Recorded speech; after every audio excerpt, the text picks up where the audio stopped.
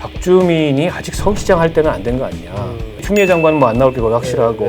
민주당 후보는 박영선 장관이 될 것 같아요. 이제 정치적인 구설이나 이런 데 전혀 휘말리지 않고 여성 후보가 상대적으로 좀 유리한 면도 있고. 근데 우상호 의원 같은 경우에 뭐 박영선 장관에 비해서는 조금 존재감이 가벼운 거 아니냐. 이해운, 조은희, 김선동, 박춘희 이 리그가 펼쳐지면은 역할을 하실 수 있을 거고요. 대선 주자들이 다운그레이드해서 나가는 판이 되면은 쉽지 않을 겁니다. 대선 작품이 나오면 톤수에서 밀립니다, 본인이. 네, 여러분 안녕하십니까. 시사끝장입니다. 내년 4월 서울시장 재보궐선거 앞두고 뭐 여야에서 하마평이 무성합니다. 여성 후보가 등장할 것이다. 아니다. 경륜 있는 여야 정치인들이 격돌할 것이다. 아니다. 외부에서 영입해서 내보낼 거다. 뭐 굉장히 말들이 많습니다.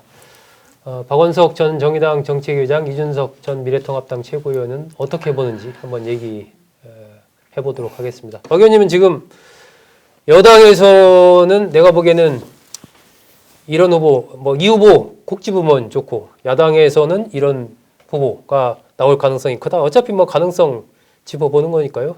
구체적으로 한번 사람 이름까지 한번 건너를 한다. 저는 민주당 후보는 박영선 장관이 될 것 같아요. 아, 그래요? 네. 그렇게 보는 이유는 뭡니까? 지금 뭐 당내 거론되는 주자들이 여럿이 있는데 네. 사실은 서울시장 후보에 대한 시민들의 눈높이 굉장히 높습니다. 그래서 박주민 의원이 지난번 전당대회에 나오면서 공공연히 서울시장 출마를 사실상 예고한 거나 다름없잖아요. 그렇죠. 예, 예. 근데 당내 선거하고요. 또 일반 시민들이 유권자인 선거는 조금 다릅니다. 당내 선거에서는 강경 지지층들이 결집해서 박주민을 상당한 지위에까지 올렸습니다만 네. 제가 서울 시민이라면 박주민이 아직 서울시장 할 때는 안 된 거 아니냐. 이런 생각이 훨씬 많을 것 같아요. 그리고 박주민 의원 하면 아직도 세월호 변호사예요. 네. 국회에 들어가서 최고위원 된 거 말고 의정 활동으로 혹은 뭐 어떤 정치 활동을 통해서 이렇다 할 리더십이나 이렇다 할 그 실력이나 성과를 보인 바가 없습니다. 오히려 네. 그런 면에 있어서는 네. 박용진 의원이 훨씬 더 뚜렷한 족적을 남긴 거죠. 특히 뭐 그 사립 유치원 등등의 문제를 통해서 요즘에 뭐 박용진 의원도 아주 엄청나게 삼성 저격수 역할을 하면서. 예, 예. 근데 이제 박주민 의원은 법안은 굉장히 많이 내고 뭐 이것저것 많이 하는데 대개 보면 그 정권 주류가 가는 방향 거기에 이제 코드를 맞추는 의제, 네. 코드를 맞추는 역할 이거에 그쳤고 이번에 이제 중대재해처벌법도 정의당이 먼저 내고 나서 박주민 의원이 법안을 냈는데 그러니까 박주민 의원이 국회에 낸 법들을 이렇게 보면 진보적인 법안들을 많이 내는데 그 진보적인 법안들이 어떤 유형의 법안들을 내냐면 왼쪽으로의 공격을 방어하는 법안을 냅니다. 그걸 희석시키거나 방어하는. 저는 이번도 마찬가지라고 생각해요. 결국에는 처벌 수위 낮추고 그다음에 적용 유예 뭐 그 중소기업이나 이런 데는 적용 유예하고 이러면서 진보적인 의제를 민주당 입장에서 순화하고 가공하고 방어하는 이런 류의 역할을 하고 있고 딱 지금 박주민의 정치적 스탠스가 그렇다. 그러니까 이런 걸로는 사실은 뭐 국민들 눈에도 전 대체로 읽힌다고 보고 나머지 거론되는 뭐 우상호 또 누가 있습니까? 뭐 추미애 장관은 뭐 안 나올 게 거의 확실하고. 근데 우상호 의원 같은 경우에 뭐 선수도 높고 서울 지역에서 국회의원을 오래 했습니다만 박영선 장관에 비해서는 조금 존재감이 가벼운 거 아니냐. 이런 생각이 들고 또 우상호 의원이 그렇다고 뚜렷한 친문 이런 것도 아니잖아요. 그에 반해서 박영선 장관은 지난 한 1년 이상 이 관리를 잘했어요. 장관으로 있으면서 얘기하는 거죠. 그리고 일단 이제 정치적인 구설이나 이런 데 전혀 휘말리지 않고 그리고 이른바 진짜 힘없는 일하는 부서에 가가지고 그 부서 관계자들이 간만에 힘 있는 장관이 와서 기존 장관들이 보여주지 못했던 그런 그 역할이나 업무 능력이나 이런 것들을 보였다 이런 평가가 있거든요.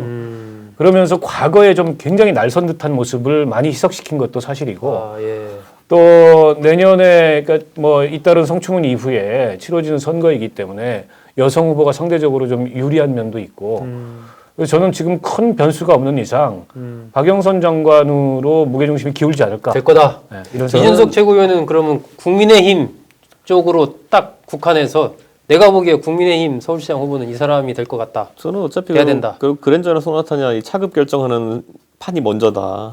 그 차급에 따라 가지고 사람이 나올 거다. 저는 이렇게 보는 거고 이번에 지난 한 주 동안에 굉장히 양당에서 이례적으로 메시지를 낸 사람들이 있는데 뭐냐면은 갑자기 나 대선 나간다고 선언하는 사람도 있어요. 예, 박용진 의원도 그렇고, 그리고 유승민, 안철수, 그리고 또 오세훈 이런 분들 다 나간다 했잖아요.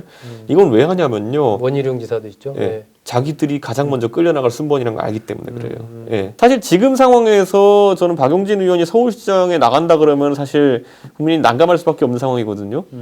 그런데 저렇게 손살을 치고 나가는 거는 박용진 의원이 둘 중 하나입니다. 저는 진짜 대선 나가고 싶은 생각이 있을 거라고는 오히려 보지 않아요.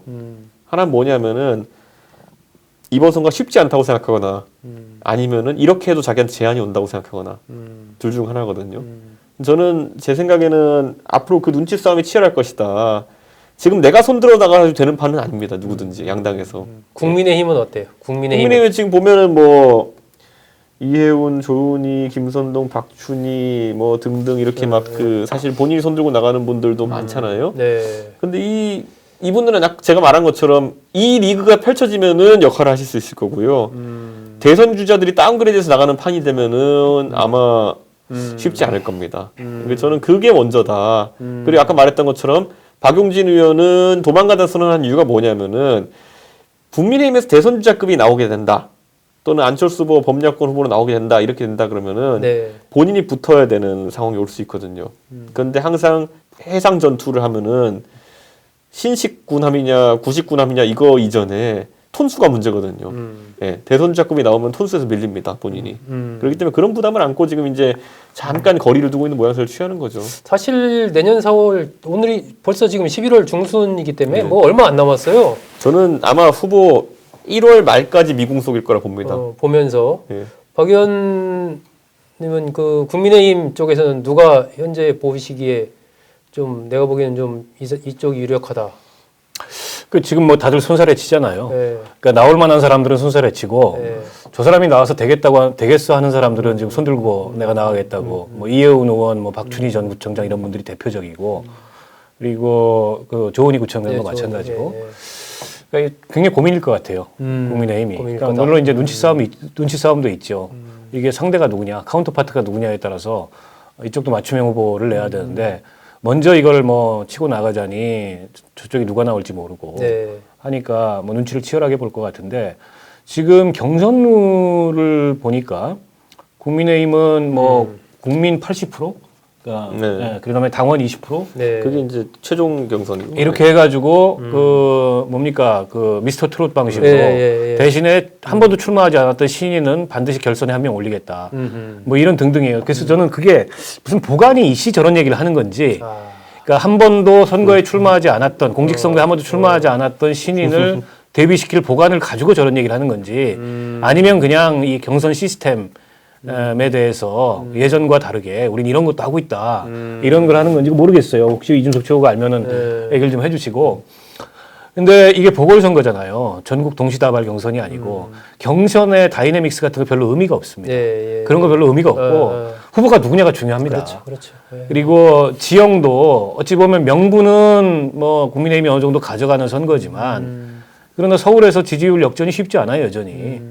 여전히 국민의힘에 대한 그 뭐 이 거리감을 두고 관망하는 중간층들도 굉장히 많기 때문에 결국 후보가 누구이냐에 대한 고민은 국민의힘이 더 클 것 같아요. 왜냐하면 민주당은 여차하면 질 수도 있는 선거. 왜냐하면 명분이 워낙 없는 선거이기 때문에. 그러나 물론 이기고 싶겠죠. 그러나 국민의힘은 만약 이거 내주면 내후년 그 대선은 뭐 볼 것도 없다. 이런 어떤 여론이 돌 수도 있거든요.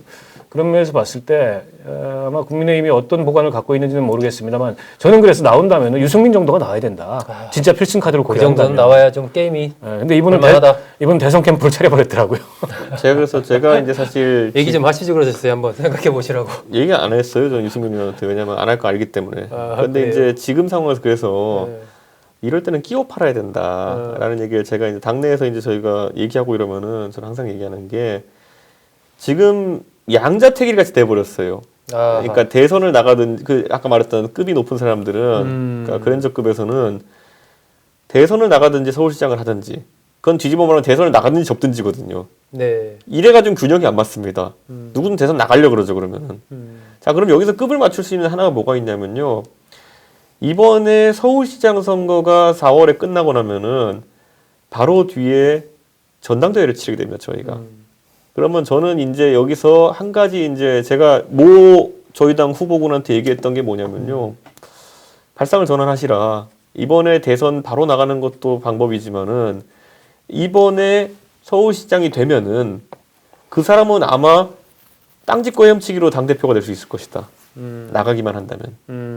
그럼 왜냐하면은 본인이 서울에서 어쨌든 당선될 쪽에 저력을 보여주는 사람이고 그리고 본인이 대선에 출마 안 하기 때문에 다른 당내 대권 주자들의 의심에서 벗어난다는 거죠. 개파적 그런 지점에서.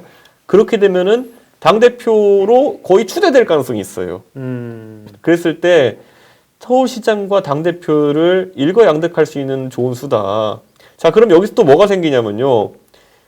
그러고 난 다음에 1년짜리 서울시장 하고 그만둬도 된다. 그럼 그다음부터는.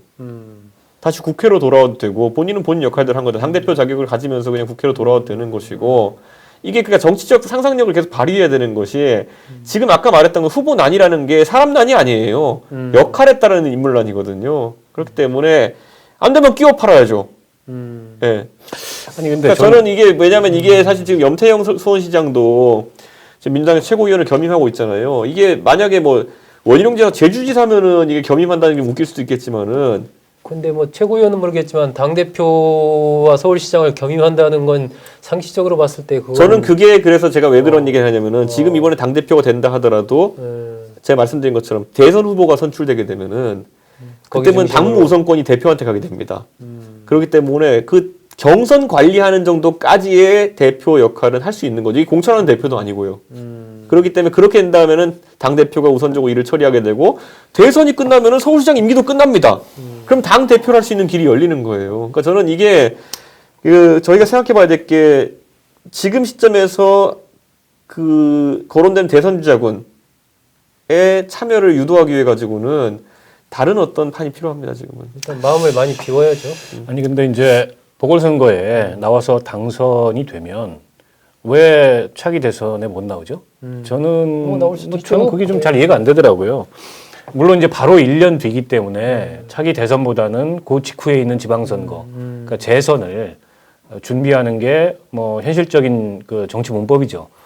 근데 또 안 된다는 법도 없으니까. 안 된다는 법도 없고. 그렇죠. 네. 그리고 이제 서울시장이라는 자리가 게다가 이번 보궐선거처럼 첨예한 선거에서 어쨌든 누구도 이긴다고 장담할 수 없는 선거에서 출마해가지고 이기고 나서 나는 다음 대선으로 가겠다라고 하면 못 갈 이유는 뭐냐. 그래서 저는 국민의힘 내에 이른바 대선 그 주자로 거론되는 분들이 너무 어떻게 보면 생각이 많다. 일단 눈앞에 있는 것부터 하는 거예요. 체급을 너무 스스로 높게 생각하는 거 네, 아니에요? 눈앞에 있는 것부터 하는. 아니 만약에 대선 경선 나갔다 경선에 지면 개털인데 예를 들어서 눈앞에 있는 것부터 하고 그리고 이거 밟아서 국민적 관심이나 또 이 지지자들의 마음이 자기한테 모이면 1년 뒤에 생각하면 되는 거예요. 민주당도 좀 마찬가지라고 봐요. 이 아저씨 나이가 60 넘어가니까 조급해지나 봐요. 이게 왜냐면 진짜 저는 이거 제가 솔직하게 저도 비슷한 생각을 했거든요. 네. 왜냐하면 문재인 대통령이 66세 대통령이 되셨잖아요. 그러니까 저는 그때까지는 대선 출마할 수 있다 이런 생각을 하는데 지금 이제 저희 당에 있는 대선 주자들이 이번에 바이든에서 또 얻은 교훈이 있지 않습니까? 그 나이가 뭐 별로 중요치 않아요. 그러니까요. 근데 어쨌든 60대 초반에 있는 분들이라든지 아니면 60 한 둘셋까지의 분들이 많거든요. 그렇다면은 이분들 입장에서는 지금 안철수 대표 포함해가지고 이분들이 지금 그 부담을 느끼는 것 같아요. 이번에 건너뛰고 5년 뒤, 6년 뒤에 출마하면은 내가 70대에서 출마하는데 그게 부담스럽지 않느냐 뭐 이런 게 있는 것 같은데 저는 거기에 대해서 아니다. 그거는 본인 건강관리하기 나름이다라고 저는 얘기하거든요.